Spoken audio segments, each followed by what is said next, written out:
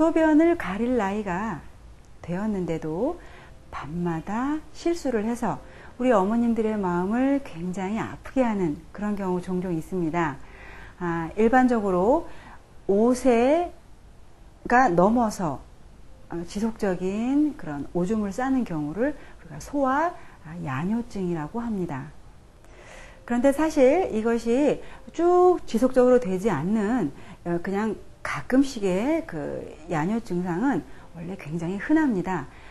1999년 대한소아비뇨기과 학회 자료에 의하면 5세 이후에 일반적인 아동들, 특히 남자의 경우는 한 16%, 여아의 경우에는 한 10% 정도 수준에서 1년에 한 번씩은 오줌을 싸는 그런 경우가 있다고 합니다. 그러니까 굉장히 또 흔한 수치지요. 그런데 이것이 일회성에 그치지 않고 쭉 지속이 되었을 경우 이것이 큰 문제가 됩니다. 과거에는 오줌은 다 나이가 되면 가릴 거야 라고 말씀을 하시면서 치료에 대한 어떤 적극적인 생각을 가지지 않는 경우가 굉장히 많았는데요. 최근에는 여러 가지 또 아이들의 스트레스나 기타 요인들이 첨가가 되면서 이런 야뇨증이 굉장히 많이 늘어난 경우가 있습니다. 그래서 과거에는 큰 문제가 안 됐지만 요즘에는 학회 발표에 따르면 이 야뇨증을 앓고 있는 그런 소아들은 이 자긍심이라든지 이런 부분에 있어서 굉장히 다른 아이들에 비해서 많이 떨어져 있는 그런 부분이 발견이 되었습니다. 특히 이 야뇨증 같은 경우에는 아이들의 성격 형성 시기에 주로 나타나는 것이기 때문에 사회적인 발달하고도 굉장히 연관성이 있습니다. 그래서 우리 부모님들은 잘 모르시고 그냥 무조건 꾸지람을 하거나 빨리 가리라고 호통을 치는 경우가 있는데 절대로 그렇게 하시면 안 되고요. 구체적인 원인을 잘 접근을 해서 치료에 임하셔야 됩니다. 이 야뇨증은 유전적인 영향도 굉장히 큰데요. 이 부모님들께서 그 야뇨를 앓았다고 하면 자녀분들도 비슷하게 앓고 있는 경우가 굉장히 많습니다. 이것은 한의학적으로 봤을 때 체질을 부모한테서 받기 때문에 아마 그 비슷한 몸 상태가 되어서 유전적인 성향으로 야뇨증이 된다라고 보고 있습니다. 그래서 이 야뇨증을 한방에서 볼 때는 크게 한 3가지 정도로 원인을 나누고 있는데 거기에 대해서 한번 알아보도록 하겠습니다. 이 야뇨증은 유전적인 성향도 굉장히 많은데요. 부모님께서 야뇨증을 과거에 어렸을 때 앓았다라고 하면 자녀분들도 그에 따라서 거의 유사한 시기에 야뇨증을 앓고 있는 경우가 굉장히 많습니다. 이것은 한의학적으로 보았을 때 체질을 그 부모님께 받기 때문에 그 비슷한 몸 상태를 가지고 아이가 태어나서 그 비슷한 시기에 그 같은 증상을 발현하는 걸로 보고 있습니다. 야뇨증의 원인은 사실은 크게 한 3가지 정도로 나눠 볼 수가 있는데요. 첫 번째는 신장 방광의 문제, 두 번째는 스트레스, 세 번째는 급성 요로 감염이 있습니다. 그런데 급성 요로 감염은 사실 흔하지는 않은 경우고요. 대부분 이유가 밝혀지지 않은, 즉 한의학적으로 해석될 수 있는 그런 부분입니다. 그 첫 번째, 먼저 신장 방광의 문제에 대해서 한번 알아보겠습니다. 신장 방광의 기능이 허약한 경우는 일반적으로는 다 선천적인 요인입니다. 그래서 부모님께서 이 신장 방광이 약간 기능이 떨어지는 그런 체질을 물려주셨다라고 볼 수밖에 없죠. 이런 경우에는 일반적으로 성장도 다른 아이들에 비해서 굉장히 늦는 경우가 있습니다.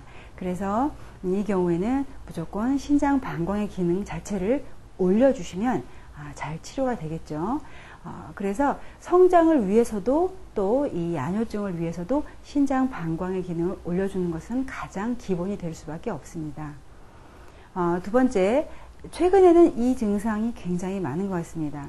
우리가 스트레스, 무슨 아이들이 스트레스가 있어 라고 반문하시겠지만 요즘 아이들은 우리가 왜 또 조기교육 그런 열풍이 불어서 어머니들께서 굉장히 또 강요 아닌 강요를 하시거나 또 요즘에는 부모님들의 스트레스를 이 아이들에게 화풀이 겸 이렇게 푸는 경우가 가끔 있으셔서요. 그런 스트레스 또 부모님들에서 싸움이라든지 좋지 않은 그런 일들이 있으면 그거를 또 자녀들이 스트레스를 받아서 그 증상이 야뇨 증상으로 나타날 수가 있습니다. 굳이 그런 일이 아니더라도 아이들은 또 굉장히 민감할 수가 있는데 어떤 보육시설을 옮겼다든지 아니면 같이 살고 계시던 뭐 조부모가 멀리 떠나가셨다든지 아니면 엄마와 함께 있지 않고 떨어져서 주말에만 보신다든지 이런 경우에도 아이들이 그런 스트레스 때문에 야뇨 증상이 올 수가 있습니다. 최근에는 이 증상이 굉장히 많은 것 같습니다. 그래서 이런 스트레스에 해당하는 부분이 있다고 하면 아이들이 일반적으로 자다가 가끔씩 잘 깨기도 하고요.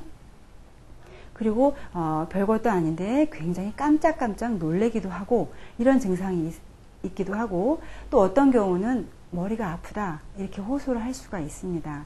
그렇기 때문에 이게 스트레스에 의해서도 이 신장 방광 기능의 문제를 2차적으로 일으켜서 이 야뇨 증상으로 나타날 수 있다.